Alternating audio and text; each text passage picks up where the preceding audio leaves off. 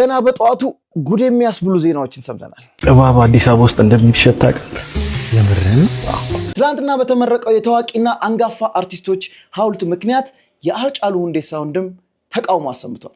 የሃጫሉ ሁንዴሳ ወንድም ከፍተኛ ተቃውሞ አቀረበም። ሌላኛው ጉዳያችን ደግሞ በሳይዶ ማርሻልና በጆኒ ጁጁትሱ ማዕከል ሊካሄድ የነበረው ውድድር ምን አይነት አንድምታዎች ያሉት፣ ስለ ዜዶና ጆኒ ፋይት ብዙ እየተባለ ነው፣ ቀርቷል የሚባል ነገር አለ። ስለሱ የሆነ ነገር ብትለን።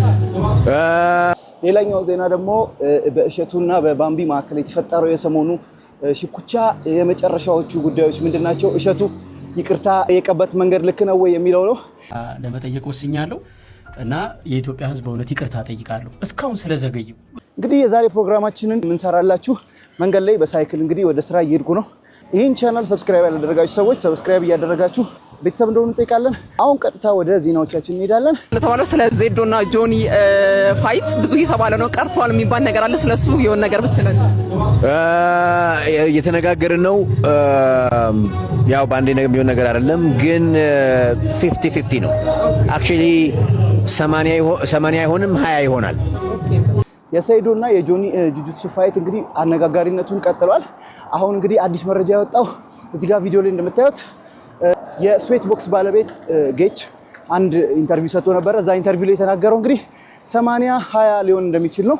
ይሄም እንግዲህ ምክንያቱን ግልጽ አላደረገም፣ ግን ብዙዎቻችን በጉጉት ስንጠብቅ የነበረው ግማሾቻችን ስፖርተኞች ደግሞ ይሄ ውድድር ትክክለኛ በስፖርተኞች መካከል ፕሮፌሽናል ፋይተሮች ቢሳተፉበት ይሻላል ብለው ሲናገሩ እንደነበረው እንደዚህ አይነት ሀሳቦች ሲሰጡ ነበር። አሁን እንግዲህ ጉዳዩ ውድድሩ ይካሄዳል አይካሄድም የሚለው 80-20% አይካሄድም፣ 80% ደግሞ ሊካሄድ ይችላል የሚል ሀሳቦችን ጌች ሲሰጥ ሰምተናል። በጣም የገረመኝ እንግዲህ ሳይዶ ደግሞ እንደዛ ሲረብሽ ሲያስቸግር የነበረ ሰው ዝግጅቶች እያደረገ እንደሆነ የሚያሳዩ ቪዲዮዎችን የተለያዩ ከውድድሩ ጋር የተያያዙ የማስፈራሪያ ዲሶችን ምናምን ፖስት እያደረገ ነው።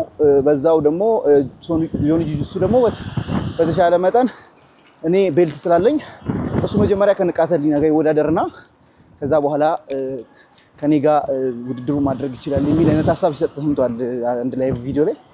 እንግዲህ በዚህ አግዝማሚያ ውድድሩ ሊካሄድ ይችላል ወይስ አይችልም የሚለውን ነገር እናንተ ምን ይሰማችኋል? ውድድሩ ቢካሄድ ጥሩ የሚሆን ይመስላችኋል ወይስ ደግሞ ጆኒ ጁጁትሱ ትክክለኛ እሱን ፋይት ሊያደርገው የሚችለው ሌሎች ኤምኤምኤ ፋይተሮች ናቸው? ለምሳሌ እንደ ቢኒያም ሽብሩ አይነት ሰዎች እንግዲህ ኢትዮጵያ እንደሚመጣ ተናግሯል። ቢኒያም ሽብሩ የትኛው ይሻላል የሚለውን ኮሜንታችሁ ላይ ያስቀምጡልን። ሌላኛው ጉዳይ ደግሞ የሃጫሉ ሁንዴሳ ወንድም ትላንትና በተደረገው ታዋቂ ሰዎች በተሰጠው ሪኮግኒሽን ላይ ሐውልት ምርቃት ተደርጎ ነበር። በዛ ሐውልት ምርቃት ቅሬታ እንዳለውና ያን ሰዎች ያን ነገር ለማስመሰልና ሰዎች በሌላ አጀንዳ ወይም የተለያዩ አጀንዳዎችን ለማንሳት ነው ይህን ጉዳይ የተጠቀሙት እንጂ ይሄ ሐውልት ከተሰራ ጊዜና ዘመን የለውም።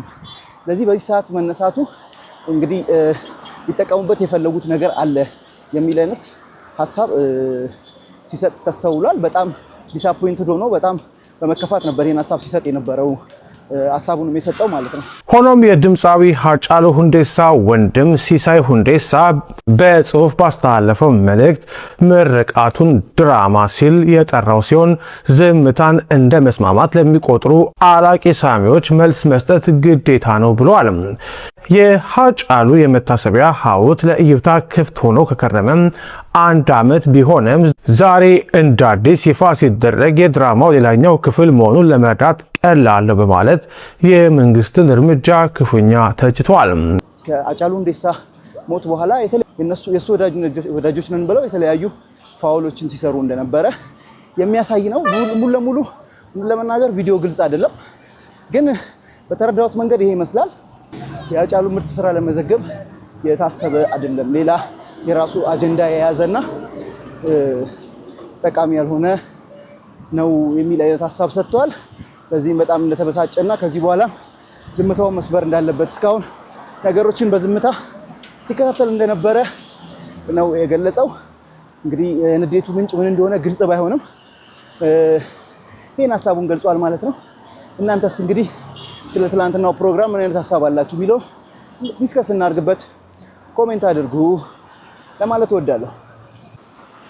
ሌላኛው ጉዳያችን ደግሞ የሚሆነው እንደተለመደው እሸቱ መለሰና የባምቢ ጉዳይ እየተካረረ መምጣቱን እየተመለከታችሁ ነው። ይቅርታ ጠይቃለሁ 3 ሰዓት ጠብቁኝ ብሎ ቪዲዮ ከለቀቀ በኋላ እሸቱ መለሰ ሲመጣ ባለፈውም ቪዲዮ ላይ ነግሬያችሁ ነበረ። እሸቱ መለሰ የምር ይቅርታ ሊጠይቅ ነው ወይስ ሌላ ሐሳብ አለው የሚለውን ጠይቃችሁ ነበረ ባለፈው ቪዲዮአችን ላይ።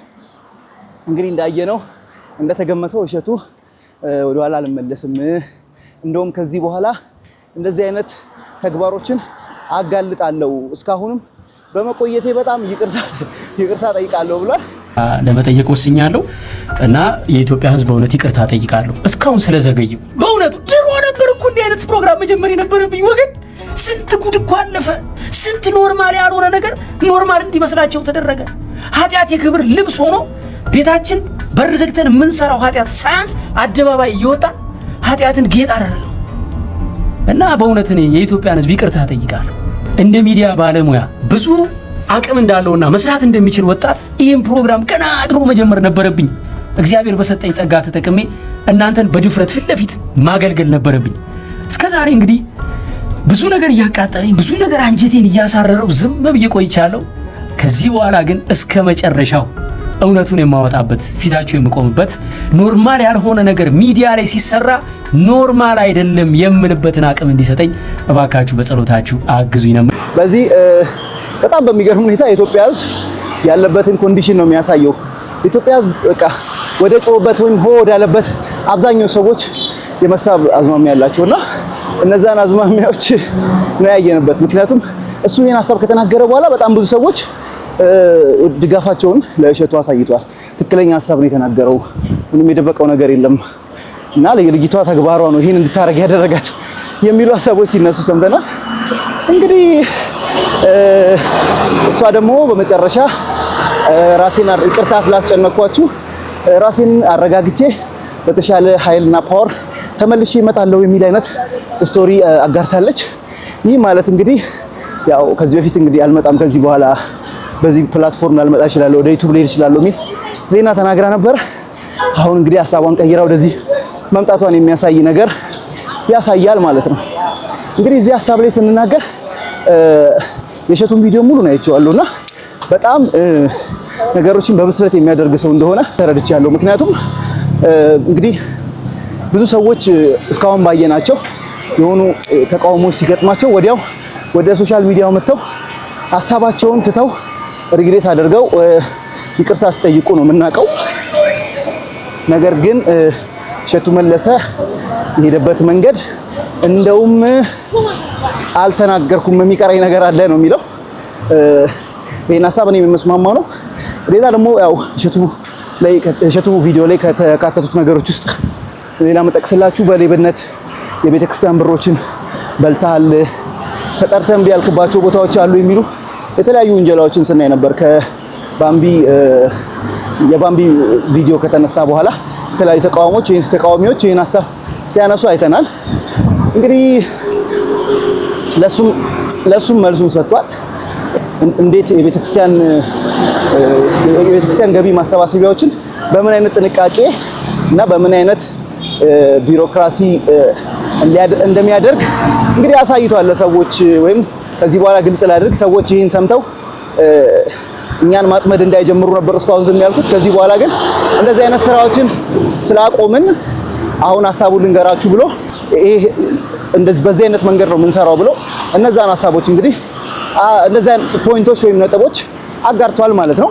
ሌላው በጣም ያደነቅኩትና ሌሎችም አቋም ያለን ሰዎች አቋማችንን መግለጽ እንድንችል የሚያበረታታ አይነት ስሜት ውስጥ አይቼበታለሁ። በጣም ነው ደስ ያለኝ። ምክንያቱም ሰዎች መረበሽ የለባቸውም። በሶሻል ሚዲያ ጩኸት እውነት ነው ብላችሁ የምታስቡትን ነገር መቀየር የለባችሁም የሚለውን ነገር አሳይቷል።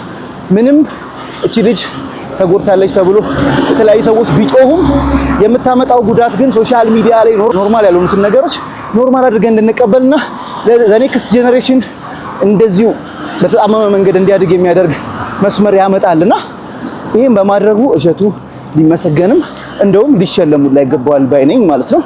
በዛ አጋጣሚ ሶሻል ሚዲያ ላይ ላላችሁ ሰዎች የማስተላለፈው አንድ ሰው አለቀሰ፣ ራሴን አጠፋለሁ፣ ሞታለሁ አለ ማለት ልክ ነው ማለት አይደለም።